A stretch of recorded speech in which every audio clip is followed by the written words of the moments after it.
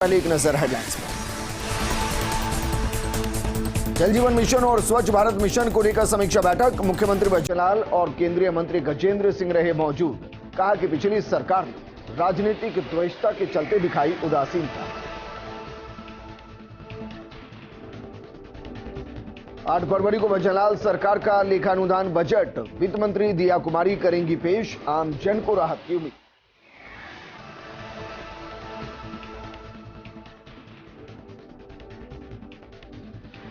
मुख्य सचिव सुधांश पंत के औचक निरीक्षण के बाद कार्रवाई। जयपुर ग्रेटर निगम की 3 शाखाओं के अधिकारियों को नोटिस। अधिकारियों की टेबल पर मिली थी फाइल।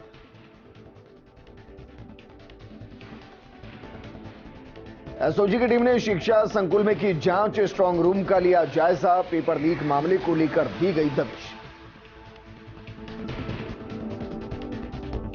जम्मू कश्मीर के श्रीनगर में टारगेट किलिंग। आतंकियों ने पंजाब के 2 युवकों को मारी गोली, एक की मौत। हमलावरों की तलाश जारी।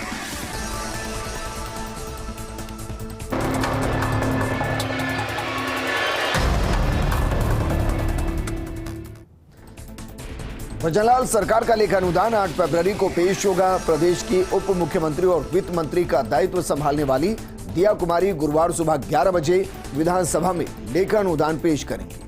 डिप्टी सीएम दिया कुमारी सदन में वित्त वर्ष 2024-25 की पहली तिमाही यानी कि जून तक के लिए लेखा अनुदान सदन के पटल पर मंजूरी के लिए रखेंगी। हालांकि लेखा अनुदान में ज्यादा घोषणाओं से बचा जाएगा। दिया कुमारी 100 दिवसीय कार्य योजना के तहत 7 फरवरी तक के 45 दिन में किए गए कार्यों का उल्लेख करेंगी। उप मुख्यमंत्री दिया कुमारी ने अतिरिक्त मुख्य सचिव वित्त अखिल अरोड़ा, FSR के पाठक, वित्त सचिव बजट के नरेश कुमार ठकराल और निदेशक बजट ब्रिजेश शर्मा के साथ अंतरिम बजट को अंतिम रूप दिया।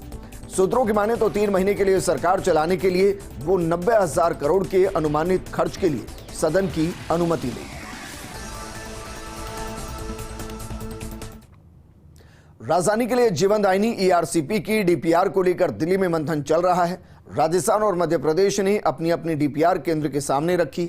ERCP को लेकर दोनों राज्यों की एक संयुक्त DPR तैयार की जाएगी ताकि धरातल पर जल्द काम शुरू किया जा सके। राजस्थान से जल संसाधन विभाग के मुख्य अभियंता रवि सोलंकी इस मंथन में शामिल हुए। जल संसाधन विभाग के मुताबिक DPR इसी माह फाइनल हो जाएगी। राजस्थान में परियोजना की दिशा में जिस तेजी से काम किया जा रहा है उसी तेजी से दिल्ली में DPR तैयार होगी। इसी माह DPR राजस्थान और मध्य प्रदेश के हाथों में होगी। केंद्र की मौजूदगी में तैयार हो रही DPR पर मोहर लगने के बाद राजस्थान में धरातल पर काम दिखाई देगा, जिससे कि प्रदेश के 21 जिलों को फायदा होगा। बच्चनलाल सरकार ने पहली राजनीतिक नियुक्ति करते हुए ओंकार सिंह लखावत को राजस्थान धरोहर प्राधिकरण का अध्यक्ष नियुक्त कर दिया है। इस बारे में कला, संस्कृति, पुरातत्व विभाग के आदेश जारी किए गए। इसके बाद ओंकार सिंह लखावत ने प्रमुख सचिव गायत्री राठौड़ के कक्ष में कार्यभार ग्रहण किया। लखावत ने मीडिया से रूबरू होते हुए कहा कि धरोहर संरक्षण के क्षेत्र में जितना काम किया जाए उतना कम है। अभी भी बहुत से ग्रामीण इलाकों में ऐसे लोक देवता और महापुरुष हैं जिनके पैनोरमा बनाकर आम लोगों को उनके ऐतिहासिक और सांस्कृतिक महत्व की जानकारी दी जा सकती है। इसी दिशा में काम को और व्यापक और तेज किया जाएगा।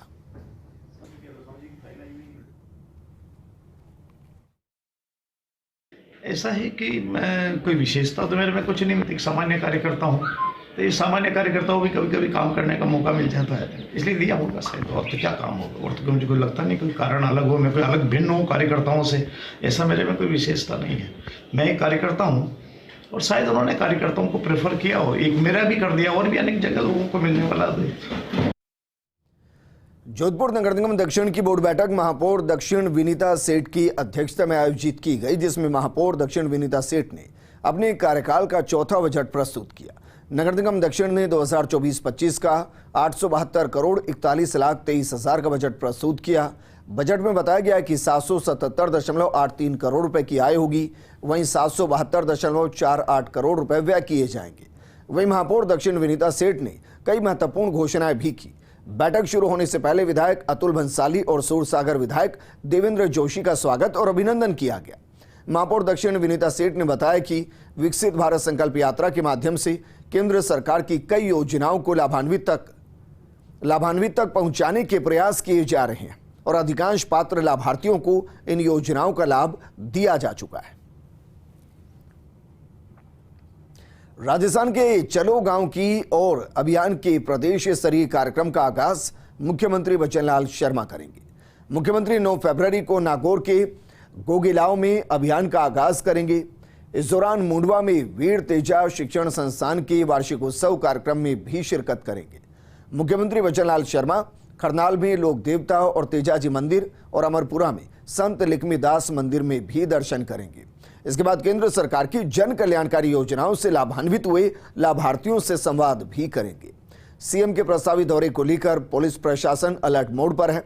Collector doctor Amit Yadav, SP Narayan Togas ने अधिकारियों की बैठक ली। इस दौरान पूर्व केंद्रीय मंत्री सीआर चौधरी, पूर्व विधायक मोहन राम चौधरी, जिलाध्यक्ष रामनिवास सहित बीजेपी के पदाधिकारी और कार्यकर्ता मौजूद रहे।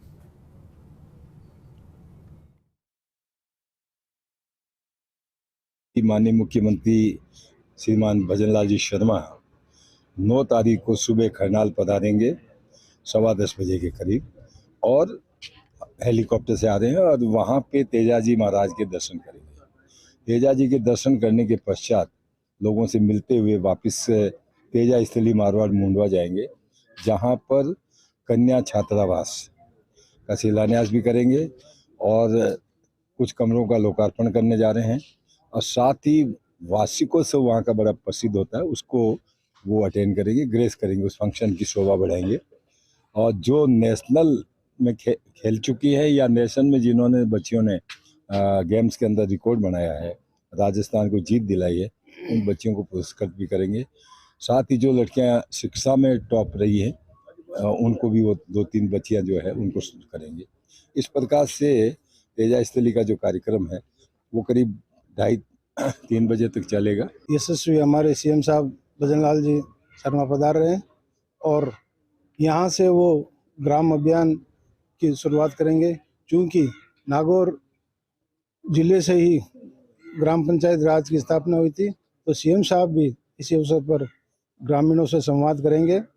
यहाँ पर जो भी गांव के मुख्य लोग हैं उनसे मिलेंगे और जो लाभार्थी है लाभार्थियों से भी संवाद करेंगे। लाभार्थियों के अलावा गांव के सरपंच और जो भी प्रतिनिधिगण हैं उनसे भी मिलेंगे। लाभार्थियों में जिनको शौचालय मिला, जिनको गृह मिला, किसान निधि मिली, इस प्रकार के 7-8 प्रोग्राम रहेंगे, उनसे सभी से संवाद करेंगे। के राजस्थान पुलिस ट्रेनिंग सेंटर में नव आरक्षी प्रशिक्षु बैच का दीक्षांत परेड समारोह आयोजित किया गया, जिसमें 338 नव आरक्षी प्रशिक्षु ने कर्तव्य परायणता के साथ अपने दायित्व को निभाने की शपथ ली। समारोह में पुलिस कमिश्नर राजेंद्र सिंह मुख्य अतिथि के रूप में मौजूद रहे। राजेंद्र सिंह ने परेड की सलामी लेने के साथ नव आरक्षियों को अपनी ड्यूटी पूर्ण निष्ठा, लगन और ईमानदारी से करने का संदेश दिया। इस मौके पर आरपीटीसी के अधिकारियों के अलावा पुलिस कमिश्नरेट के अधिकारी भी मौजूद रहे। आरपीटीसी के 62वें दीक्षांत परेड समारोह में आप सभी नवरक्षकों ने बहुत ही बेहतरीन भव्य परेड का प्रदर्शन किया है, जिसके लिए आप सब बहुत बहुत बधाई के पात्र हैं। साथ ही यह समारोह ये दिखाता है कि आरपीटीसी के सभी प्रशिक्षकों ने बड़ी कड़ी मेहनत एवं लगन से इन लोगों को प्रशिक्षित किया है। इसके लिए उन सभी आउटडोर एवं इंडोर प्रशिक्षकों को मेरी ओर से बहुत बहुत बधाई। अनूपगढ़ डीआईजी राजेंद्र कुमार रायसिंह नगर के दौरे पर रहे। इस दौरान उन्होंने पुलिस अधिकारियों के साथ मीटिंग की। इसके बाद जनसुनवाई भी की। बता दें कि जिले में जनवरी महीने में दर्ज 25 मामलों में 78 करोड़ रुपए के नशीले पदार्थ बरामद हो चुके हैं। साथ ही भारत पाक अंतर्राष्ट्रीय बॉर्डर क्षेत्र में लगातार बढ़ रही हेरोइन तस्करी की घटनाओं पर रोक लगाने के लिए अब पुलिस आधुनिक तकनीकी संसाधनों का इस्तेमाल कर रही है।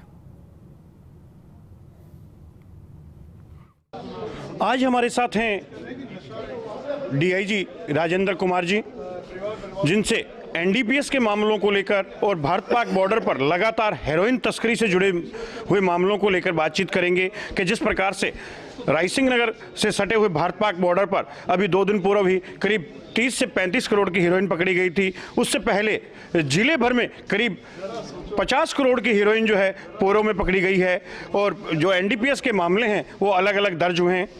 जी सर, ये जो क्षेत्र है जो पंजाब से सटा हुआ है, गंगानगर, हनुमानगढ़ और अनूपगढ़, बीकानेर, इधर पंजाब के इलाके हैं। तो पंजाब हो चाहे अपने वाला इलाका हो, नशा तो नशा ही होता है, सबके लिए नुकसानदेह है। लेकिन चूँकि अब अपने यहाँ ज़्यादा पैर पसार रहा है तो उसके लिए हम पब्लिक को जागृत करने का प्रयास कर रहे हैं। हमको सूचना मिलती है उस पर हम तुरंत कार्रवाई करते हैं। हमारे भी सोर्स है, हमारी डीएसटी टीम है, उसके लिए हमें यानी तुरंत कार्रवाई करके अंजाम देते हैं। और प्रयास यही करेंगे कि लोगों को अच्छा मैसेज दें, जो सुधर सकते हैं उनको सुधरने का मौका दें, जो बेचते हैं, तस्करी करते हैं, उनको नहीं छोड़ेंगे, उनके खिलाफ सख्त कार्रवाई करेंगे। जैसा कि सर लगातार बॉर्डर क्षेत्र पे हीरोइन मिलने के मामले आ रहे हैं, तो इसको लेकर बॉर्डर क्षेत्र में जागृति अभियान चलाने की भी आवश्यकता है। हाँ, इस बारे में एक संस्थाएं कई एनजीओ वगैरह हैं, महक फाउंडेशन है, वो नाटिका वगैरह करता है। और हमारे जो अधिकारी वो भी गाँव में जाते हैं, स्कूलों में जाते हैं, समझाते हैं पब्लिक को। और अब और PHQ के भी स्पष्ट निर्देश हमारे कि आप जाएं गाँव में, जो भी पुलिस की कार्रवाई है उनके बारे में बताएं और सामाजिक बुराइयां उनके बारे में बताएं और जो पब्लिक का अधिक से अधिक सहयोग प्राप्त करें ताकि पुलिस और जनता में मधुर संबंध स्थापित हो सके। जैसा कि सर जनवरी माह में जिले भर में कितने एनडीपीएस के प्रकरण दर्ज हुए हैं अभी तक? हमारे द्वारा 25 कार्रवाई की गई है, जिसमें लगभग 77 करोड़ के आसपास की नशीले पदार्थ बरामद किए गए हैं। इनमें कुछ आरोपियों का भी पता लगा है सर? नहीं, आरोपियों का सब भी लगभग गिरफ्तारी हुई है। क्या ये जो पाकिस्तान से जो आई है ना अभी फिलहाल, इसमें भी हम यानी आधुनिक तकनीक का सहायता लेकर के और अपने सोर्स इकट्ठे करके जल्दी ही अभियुक्तों को पकड़ने का प्रयास करेंगे। Thank you sir. जैसा कि पाकिस्तान से आने वाली अवैध हीरोइन को लेकर के राजस्थान पुलिस आधुनिक तकनीकी के तहत ये जांच कर रही है और इस जांच के तहत जो तस्कर हैं उन तक पहुंचने की कोशिश की जा रही है। कैमरा पर्सन शंकर राज मंदिर के साथ हेम सिंह राजपुरोहित, फर्स्ट इंडिया, रायसिंह नगर। प्रतापगढ़ सर्किट हाउस पहुंचे भीलवाड़ा के पर्यावरणविद बाबूलाल जाजू ने जिले के पर्यावरणविदों के साथ बैठक की और जिले में पर्यावरण के विनाश को रोकने और जंगलों को बचाने पर चर्चा की। साथ ही सीता माता वन्य जीव अभ्यारण्य को नेशनल पार्क बनाने के लिए पुरजोर प्रयास करने की भी बात कही। पर्यावरणविद बाबूलाल जाजू ने बताया कि विकास के नाम पर पर्यावरण से की गई छेड़छाड़ का दुष्परिणाम आज सबके सामने है। हमें अभी से मिलकर सामूहिक प्रयास करने पड़ेंगे। इस मौके पर सहायक उप वन संरक्षक दारा सिंह राणावत, पूर्व मानद वन्य जीव प्रतिपालक लक्ष्मण सिंह चिकलाड़ और अन्य पर्यावरणविद मौजूद रहे। ब्रेक के बाद आपका स्वागत है। राजस्थान हाईकोर्ट के नवनियुक्त मुख्य न्यायाधीश जस्टिस MM श्रीवास्तव के सम्मान में जोधपुर में सम्मान समारोह का आयोजन किया गया। राजस्थान हाईकोर्ट लॉयर्स एसोसिएशन की तरफ से आयोजित इस सम्मान समारोह में हाईकोर्ट के न्यायाधीश, जयपुर और जोधपुर बेंच के वरिष्ठ अधिवक्ता मौजूद रहे। इस दौरान CJ जस्टिस MM श्रीवास्तव ने कहा कि जिस आत्मीयता के साथ यहाँ के लोगों ने मुझे स्नेह दिया तो मुझे कभी ऐसा लगा ही नहीं कि मैं अपनी जन्मभूमि से दूर किसी दूसरे राज्य में आया हूं। उन्होंने कहा कि जोधपुर मेरी कर्म भूमि है। आज भी आम लोगों के मन में न्यायपालिका के प्रति काफी उम्मीदें हैं। ऐसे में हमारी जिम्मेदारी ज्यादा बढ़ जाती है। उन्होंने कहा कि हमारे सामने बहुत बड़ी चुनौती है, लेकिन बार और बेंच दोनों एक दूसरे के पूरक हैं।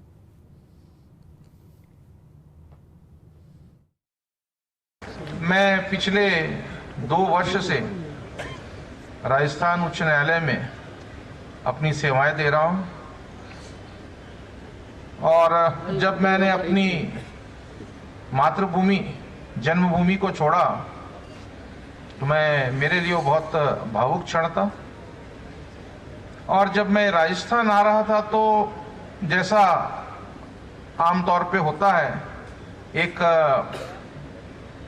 एप्रहेंशन सा होता है कि नई जगह जाएंगे, पता नहीं कैसे लोग होंगे, क्योंकि मैं पूर्व में रहता हूँ, आना था मुझे पश्चिम में, तो बिल्कुल दूसरी जगह थी। तो मुझे लगता था पता नहीं मुझे कितना स्वीकार किया जाएगा। नए लोग हैं, बाहर के जज साहब हैं, तो थोड़ा मेरे मन में एप्रहेंशन बहुत था। मैं 18 अक्टूबर 2021 को जोधपुर पहुंचा, क्योंकि उसी दिन मुझे शपथ लेना था और शाम को उसी दिन मेरे भ्राता न्यायाधीश जो अब गुवाहाटी उच्च न्यायालय में मुख्य न्यायाधीश हैं, जस्टिस विजय बिश्नोई साहब, उनके बच्चे की शादी थी। और जब मैं वहां पर पहुंचा और जिस तरीके से स्वागत, तो ठीक है, एक स्वागत मैं समझता हूं कि बड़ा एक औपचारिक शब्द है, लेकिन जिस तेजी से और जितने स्वाभाविक तरीके से मैं सबसे मिला और सभी मुझसे मिले, तो मुझे ऐसा लगा कि शायद मैं अपने लोगों के बीच में ही हूं। चित्तौड़गढ़ के सावलिया मेवाड़ के आराध्य देव सावलिया सेठ के मंदिर में हर माह खुलने वाले दान पात्र से करीब 10 से 12 करोड़ का चढ़ावा आता है। मेवाड़ के आराध्य देव के दर्शन करने के लिए देश के कोने कोने से श्रद्धालु पहुंचते हैं। 8 फरवरी को यानी कि कल मंदिर का दान पात्र खुलेगा। दान पात्र से इस माह भी 10 करोड़ रुपए से ज्यादा की राशि निकलने का अनुमान है। मंदिर का दान पात्र खोलने से पहले मंदिर के पुजारी विशाल महाराज से फर्स्ट इंडिया ने खास बातचीत की।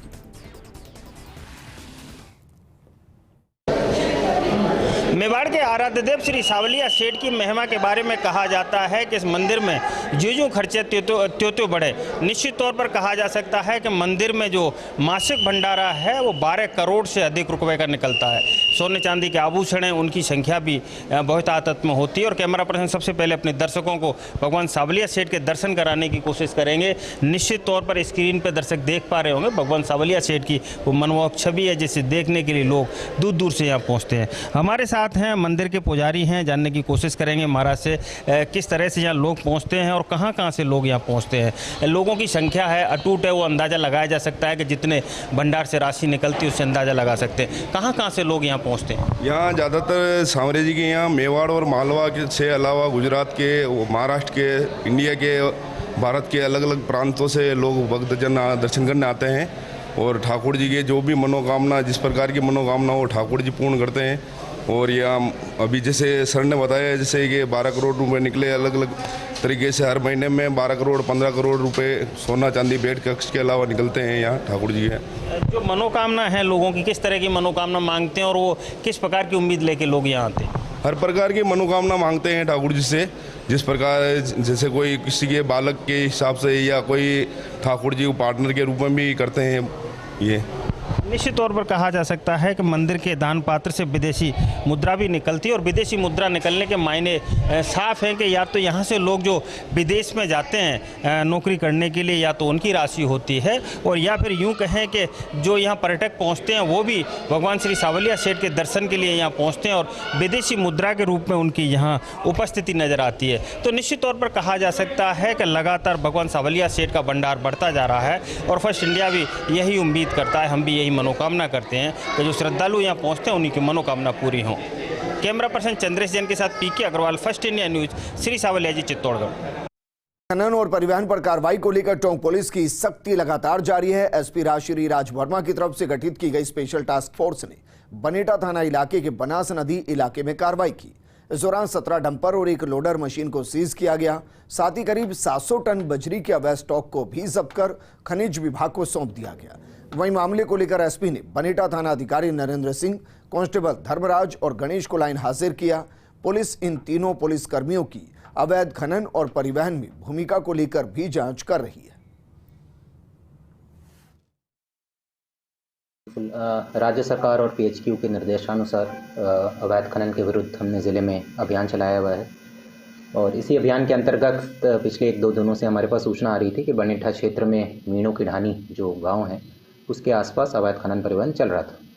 तो इस सूचना के आधार पर हमने एक स्पेशल टीम का गठन किया और पिछले 2 दिनों से हम रेकी कर रहे थे उस एरिया की।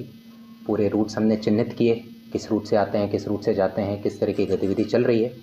और फिर कल शाम को इस स्पेशल टीम के द्वारा वहाँ पर कार्रवाई की गई लोकल थाने के साथ समन्वय करके, और उस कार्रवाई के दौरान हमने टोटल 17 डंपर और एक लोडर मौके पर से सीज किए हैं।